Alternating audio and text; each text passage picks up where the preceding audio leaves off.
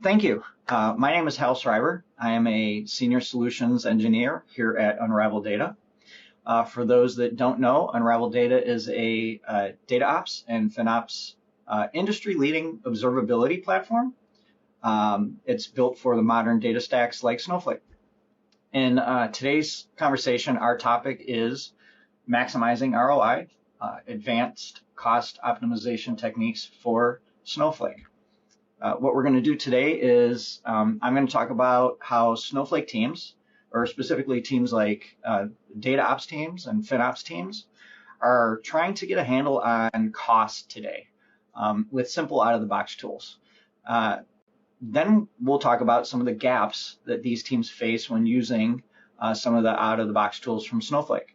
And we'll get in a bit of a glimpse into how life could be easier or better with how Unravel can help you fill those gaps for those teams when trying to really maximize ROI across your Snowflake estate. So, to this point in the webinar series, if you've been following us, we here at Unravel are big proponents for and encourage our customers really to leverage and use some of the out-of-the-box tools provided by Snowflake. There's a ton of information in these tools, and that if you're not taking advantage of them, we encourage you to do so. Today's, since we're talking about tracking costs and ROI, I'm going to be using my trusty visual aids here to talk about how folks are using Snowflake, those system-defined views like the account usage and information schemas, also the organizational usage schemas, and then also, and those things are known as system tables, right? We've talked about that before. But then also leveraging the billing and usage dashboards in the Snow site UI, right? For things like cost analysis, and to start really understanding where the cost is going. So some of the benefits that customers get from this is initially they're able to track spend at a granular level, right? And so looking at some of the info on the screen here, this would really fit into your forecasting type use cases. And part of that needs to be understanding things like historical spend, but also where that spend is to date or today, and so on, right? And in these cases, how do we start using these models to begin to forecast from a growth perspective? And so you can do that by using these system tables. Other benefits are that at a more granular level, if I want to understand what's going on with, at that warehouse level or at that query level, or if we wanted to take advantage of some more information brought in through the use of Snowflake object tagging. We talked about that in past series here. And maybe those things are like cost centers. So this is really a great way for FinOps teams to start tracking costs. And this can be used in its out-of-the-box form, like I'm showing you here on the screen, or maybe brought into a Tableau or a Power BI or even a Click dashboards as well. At the end of the day, though, visualizations don't really matter, right? But it's that underlying those underlying system-defined views and so forth. Those are what's providing the FinOps teams the beginnings of that fine-grained look into where those costs are going. All right, so when we talk about ROI, what typically comes into play is optimization, right? What we typically see with our customers is if you have, a finance organization or finance team within the organization, right? That doesn't always, they don't always know the technical details of these complex data platforms like Snowflake, right? But what they will do is they'll work with some of the technical folks, maybe from those data engineering teams, or maybe even, they'll try to work with the developers themselves as well to say, hey, we're getting a lot of good fine-grained information here from these tools, and this is great. But again, in this particular example related to, we're talking about warehouses in this case, right? What's my warehouse creation month over month? How is that going? If I wanted to start slicing and dicing it through the usage of tags or something, how is that going over time? What's that actually telling me? So this is a great way for some of those technical folks even to start coming in here and looking at this stuff and saying, oh, I didn't realize my warehouse usage was spiking at, this particular time of the month every month, right? Maybe it's something as simple as an ingestion pattern. Maybe the cost of those warehouses are going up from a usage perspective. And maybe we need to take a look at the queries themselves that are running there and what's going on with those to actually correlate these findings together. And so you see a lot of data ops and FinOps teams working hand in hand to say, hey, I feel good about how I'm using my modern data platform like Snowflake to really get a good return on my investment. Well, this is great, but there are some key missing pieces, right? For example, like identification of areas of inefficiencies. What do I mean by this? So on a graph, we can see a spike of warehouse resources, right? Which doesn't necessarily mean someone's doing something wrong. Maybe there's just a new data app that got spun up, or multiple teams are concurrently running queries against a new warehouse, a warehouse that was newly, sized and spun up to race towards some kind of goal or deadline.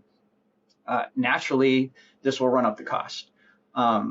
So in order to identify where the inefficiencies are, we have to get into the weeds a little bit. You're going to need a technical team that knows how to use these system tables, but also to determine if this is something we should even be wasting our time on. And so what's that impact? On the other side of this equation, is it actually going to make a difference to my cost if I address this? Well, I'm not sure. And lastly, tracking the ROI over time, right? As data volumes go up and down, as folks continue to throw more workloads on the environment, even though my spend may potentially be rising, how can I know if I'm still getting a good ROI out of all of it? These are some of the things you may be running into or seeing as challenges. And so what I'd like to do next is illustrate how Unravel can help you. And we're going to do that by jumping into the demo environment.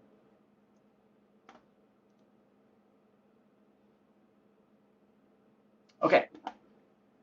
So what you're seeing here is this is my Snowflake demo environment. I'm starting here at the cost tab on the screen here because I want to see and understand where my cost is going. And in this overview sub-tab, this is going to maybe look a little familiar, some of this information, right? Especially when we think about, when we're working in the Snowsight rather dashboard. We can see things like total cost, some trends around that, consumption, from a credit perspective, some trending and breakdown across those different categories, right? But maybe I'm part of the FinOps team, right? And I want to know where at that business, that granular business level, what that looks like. I can come over here to my tag section, sub-tab, and see that. Again, we're talking about leveraging Snowflake object tagging, right, to get some of that finer grain separation. But I can see, for example, that here in this major green part of the widget here, that my data labs team is my biggest consumer. Now, maybe I'm surprised by that. I didn't know that the data labs team was my top spender. So what's going on there? You can start to use some of this information to understand where those costs, those cost drivers are going. And the nice thing about Unravel is you get all of these nice dashboards right out of the box. As soon as you connect in, these start populating for you. So the next logical question is, okay, so now that I understand where some of the cost drivers are going, tell me the ones that might not be optimized from, that warehouse perspective. Tell me the ones that, might not be coded appropriately at that query level from an efficiency standpoint. So what I'm going to do now is I'm going to the home screen, and this is a good place to go to see your entire estate, right? All of the accounts in Snowflake that Unravel is monitoring for you. And we can look at this and we're able to say, hey, we have some warehouse insights and recommendations, some inefficiencies there, right? Maybe opportunities from a consolidation or a right sizing perspective. Maybe there's some min-max cluster recommendations. Maybe there's an inappropriately configured auto suspend feature. There's some opportunities around query inefficiency. From a data perspective, we're monitoring that for you as well, right? Maybe there's some cold, stale data. We're bringing all this to your attention. So what all this does is what Unravel is doing here is it's giving us a leg up, right? By looking at all of the warehouses, all of the queries submitted to all of the warehouses. It's doing all of the analysis for you, and it's giving us the numbers, right? We've got 17 of our 36 total warehouses have insights, right? That's a 47% of my warehouses across the board from an optimization standpoint, because they're underutilized in the workloads that are running there. They're not fully utilizing the extent of the resources available. So, therefore you can run a similar, cheaper warehouse without performance degradation. Or, hey, we got 34,000 queries, right? They have some sort of insight or opportunity to improve their performance and thereby their cost efficiency, right? Maybe there's some join inefficiency that was detected, or some sort of SQL anti-pattern. And, by the way, we are aware that, some of these queries might even be failing, right? So we're showing you that as well. We're doing all of this automatically. But what it's telling us all in all is, hey, are we really doing things efficiently at the organization level, or aren't we?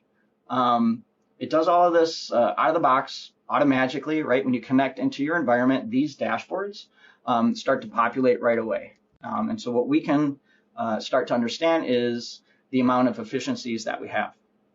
So let's jump into an example. So what I'm going to do next is I'm going to click into one of these guys, since we're talking about warehouses. That's kind of our key use case. So Snowflake data warehouses are very similar to, if you're familiar with Databricks clusters, right? It's just running. I'm submitting queries to it. It's up to me to turn it off, to regulate that, right? So the recommendation to right size a warehouse, to maybe downsize from, for example, a medium to an extra small, is pertinent, because most folks don't do the upfront analysis in the first place to know if they should start with that medium, right? So as I click into here, and by the way, the use case that we're talking about here is, again, I'm a developer, right? I'm creating queries.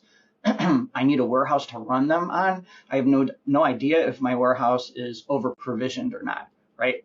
So I can come in here and I can say, or I can see rather, like, hey, this is my warehouse, right? It's being flagged for an inefficiency. I didn't know that, but let me dig in here a little bit. The next question really is, okay, well, how do I remediate for this? If I'm not using Unravel, what do I have to do? First, I have to understand that I have an inefficiency somewhere. I have to look for that. But Beyond that, I'm looking at some logs maybe. I'm doing a bit of trial and error to figure out, okay, can I reduce cost while still meeting my SLAs through utilizing a smaller warehouse? So again, a lot of trial and error, some wasted time, wasted spend just by going through that exercise. But Unravel makes this easier for you. So what Unravel is doing is actually the work for you. There's some intelligence behind the scenes here, right? And by the way, before I keep going here, I'm sure everybody is aware, but just from a review standpoint, there's a couple different ways to scale warehouses in Snowflake, right? There's what we're talking about here, which is the t-shirt sizes. This is your scale-up architecture. For example, a large warehouse has 16 cores and some memory. You got your mediums, your smalls, your extra smalls maybe have half that, 8 cores and half the memory. When people think about and talk about scale-up architecture, it's because you're running your heaviest workloads. You need lots of memory and CPU. You're servicing your heaviest queries. Or there's scale out, right, which is that auto-scaling piece, right? I have one extra small, but then over time that grew to 10 extra smalls, right? Scale out. It's really all about concurrency. How many users can I service at once? It's that retail store during the Christmas season example, right? Or that 9 to 5 example where I have, thousands of users, but then at night fewer, right? Fewer queries, less concurrency. So now in terms of our recommendations for warehouse sizing, from Unravel's perspective, we take in a lot of information. Idle time, is it a virtual warehouse? What's the query load from that perspective? A lot of other telemetry data. It takes all these things into consideration. The algorithm, if you will, within our purpose-built AI. And here we're giving to you on that silver platter a recommended schedule. So let me walk you through what you're looking at here. The way to read this is on the vertical left, hours of the day, right? Horizontally, days of the week. So the gray columns, this is our current configuration. Me as that developer, I selected the largest VM that I had access to, right? Because I didn't know, or rather I wanted to ensure that I met my SLAs, right? That query didn't fail. So I wanted to give it the biggest bang that I could in terms of resources. So this is what I chose, 5x large.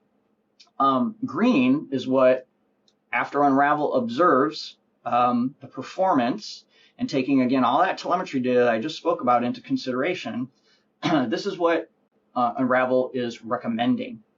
So on Sunday, it looked at all that stuff, Unravel did, and it said, okay, throughout the day, you selected this 5x large. I concur, right? You actually used the resources that were part of that 5x large. Maybe that was at 16 cores, maybe that was at 128 gigs of RAM. That made sense. Maybe same thing on Monday. But over here on Tuesday, what we noticed was a dip in the consumption of the resources to the extent that if you were to have utilized a smaller t-shirt size, in this case 4x large, right, between the hours of 11 and 3, you could save some money, right? And this is across the board. You can see the changes that are recommended. And what does that mean?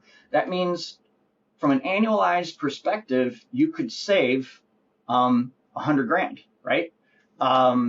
Again, we do the analysis for you. You can be rest assured that if this change is made, and we make that easy for you, almost easy button change, right? Apply these recommendations. We give you the code behind what that looks like. But if you make these changes, rest assured your query won't fail. It won't impact your SLAs. This is simple, powerful stuff. Okay, so coming back to our homepage here, and since we've been talking about our warehouses from that perspective throughout today's conversation, reducing cost wastage, right? Getting that ROI back from the platform. What we're saying here is, hey, this is your untapped savings, this green right here, right? Your projected annualized savings in actual dollars and cents, and from a percentage standpoint, if you were to put into place Unravel's recommendations, again from a warehouse perspective, around consolidation, around right sizing, adjusting your min-max, right? Taking those insights and recommendations and putting them into practice. And so if you're talking about and trying to track if you're actually leaving some money on the table, right? I'm trying to maximize my ROI. We're already doing this for you. Unravel's doing this across all of your warehouses, all of your Snowflake accounts. It's literally telling you you're leaving money on the table. And so this really ups the game for those FinOps teams that might have that, sneaky suspicion that resources might not be being used optimally, right? And here Unravel is actually quantifying what that impact would be in a dollars and cents perspective. So this is a game changer. It's pretty powerful stuff for organizations that have some questions or doubts that they're getting that ROI out of their platform. And Unravel is giving this to you in plain English. So, but not only that, we're measuring the impact for you. So, okay, to kind of recap what we were just covering, we started off talking about how the different teams, the data ops teams, the FinOps teams are working together, how they're trying to track where cost drivers are, or identify where the inefficiencies are, right? Optimize for those, or try to continue to monitor over time and optimize over time. We then walked you through kind of that same use case around the warehouse, right? And how to actually do this with some of the features that Unravel has that are built in, and they come out of the box for you, ready to use. And really what's unique to us is we're purpose-built for these modern data stacks like Snowflake, so that we can provide these insights and recommendations in this quantified fashion, so that you as an organization, you can really feel that you're maximizing for your ROI. So thank you for your time today. What I'm going to do next here is look at a few of the questions that trickled in. I don't think we have many, but let's see. Question 1. So what are some of the advanced metrics I can track to prove ROI on my Snowflake platform? So I'm still sharing my screen, right? And we kind of talked about this already a little bit, but on the homepage here, again, you can track your progress through some of these widgets, right? And the untapped savings around not only cost wastage from a warehouse perspective, but also at that query level. I know we didn't dive in and talk much about these, but in a very similar fashion, right? Unravel surfaces insights and recommendations to improve the performance of your queries as well, right? To maximize your savings there and maximize your ROI that you're getting out of it. And same with the tables, right? The data itself. We're monitoring your tables from a usage perspective, right? Last time accessed, or last time data was actually extracted or pulled from it. Question 2. Can we discuss best practices on how to present and share my metrics? So this is a great question. The way I'll answer this is, so we work with a lot of organizations where you've got this multi-teamed environment. You have the platform and architecture folks, right? Those teams, maybe they have jurisdiction to make certain changes from an infrastructure standpoint, an architecture standpoint. Then you have your application dev folks. You have those teams. and maybe they have jurisdiction or should to make changes at that code level. Both parties don't want to be told what to do by one another. So what we see is our customers can leverage Unravel. They can use us to be the bad guy, so to speak, right? To basically say, hey, there's some inefficiencies. It's not to say that, you're a bad coder by any means, but in order to track any kind of inefficiency, you got to spend time. You got to spend a considerable amount of time as a developer, right? Which they simply don't have. They'd rather be innovating from that standpoint. They don't have time to troubleshoot. So, you know what? Since I'm on this homepage, let me illustrate something here so in our operations section, not only do we have a bunch of alerts to help from that operationalizing standpoint, but when we talk about best practices, we use and we talk about a lot this shift left mentality, right? So actually, as developers, maybe are bringing in their code to a non-production environment, right? A dev environment, a lower environment. They can actually use Unravel to integrate seamlessly into the CI/CD process, right? And in my demo environment, in this example, right, GitHub is that repository. And so we can simply use this to identify if in the first place there is an inefficiency, but also bring that into the development process itself to flag it there, just to say that there's an inefficiency and to say, hey, this can't be rolled into production until it's addressed. And so again, from that operations standpoint,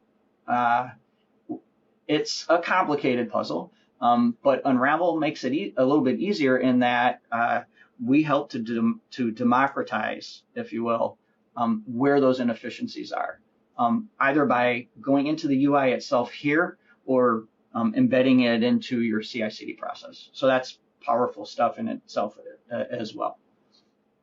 All right, next question.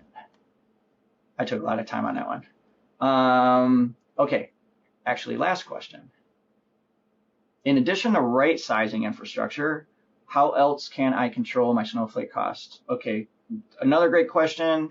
And I know we didn't touch on a lot of the other things, but when we're working with organizations, what they're mostly thinking about, right, is controlling for cost and optimizing where? In the infrastructure, right? But they're not always thinking about the code. The code itself can provide great opportunities for optimization for costs by more efficiently writing that code, right? Maybe through the proper use of a join, or maybe just simply not using a select star, right? I know it sounds trivial, but when you're trying to find these things at scale and put into place best practices from maybe an upskill perspective in order to not waste resources and thereby better control your costs, there's a great deal of code level tweaks and changes that can be implemented as well. That will definitely and positively affect ROI. Okay, so that was the last question. And before we break or go, one more thing. I'm going to jump back to my slide show here. Okay, a little bit of a commercial for you, but what you can do today is get your free Snowflake health check simply by visiting our URL. So unraveldata.com/snowflake-health-check-request, right? Go ahead and check that out. It's free, absolutely free, no cost to you to do this. I definitely recommend you go try the product, see what life could be like if you're using Unravel for your data ops and FinOps observability use cases, and see what kind of ROI you can realize and leverage out of your platform. Again, thank you for your time. My name is Hal Shriver, and we'll see you on the next one.